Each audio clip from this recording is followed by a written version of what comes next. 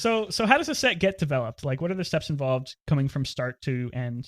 Like, how do you align all these different units and traits? Yeah, I'll try to sum it up, 6 months of work and as quickly as I can. But the general idea is first up, we pick a theme.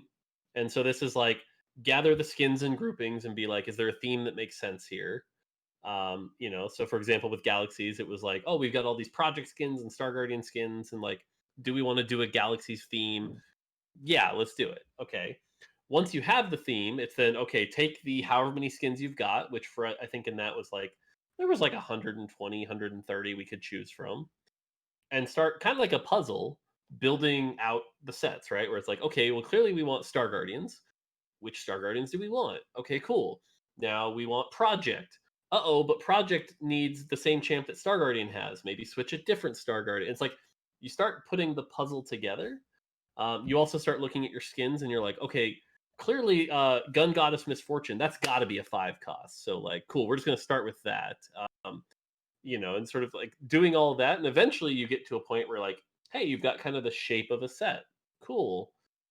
Then you start like labeling down the traits where it's like, okay, so we've got gunslingers or blasters. How many do we have? Oh, well, we could use one more, and again, it's just like shifting it all from there. And then once you have all that, then it's like, what are the champion's abilities? And all of this is like anything going wrong at any step, you have to go back one where it's like, oh, Morgana's not working as a Valkyrie. Okay, well, we need to take her out then. Well, that means we need to add a new sorcerer. Well, who's that going to be? It's like very much a back and forth kind of puzzle until you have the nice set that you've got all lined up, ready to go. Do you have any examples of a unit that you put in and you weren't really happy with their like typings, like their thematics? Well, the thematics. So Morgana was a Valkyrie sorcerer, but the skin she used was the Blade Mistress, and that was just kind of a stretch. Morgana as a Valkyrie didn't feel quite right. The spell also as a 1 cost just didn't feel right. But the other one I always like to tell is in Rise of the Elements, we tried to put Bard in as Mhm. a light mystic.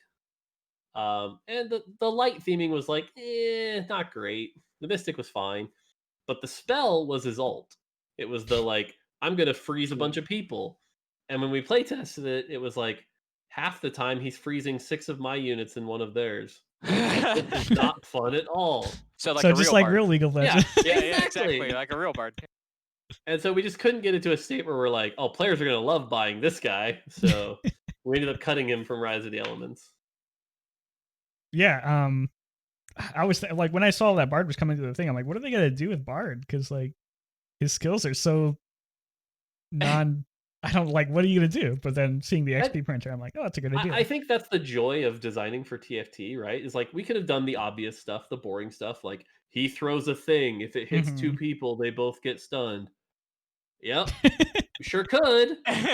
But sometimes you want to push the envelope a bit. And credit to Whitrock here, like his very first pitch for Bard was like he farms meeps and meeps give XP. And I remember the exact comment I wrote was, "This is scary. This is weird. Holy shit, let's do this." And so it's like, so you got to push the envelopes.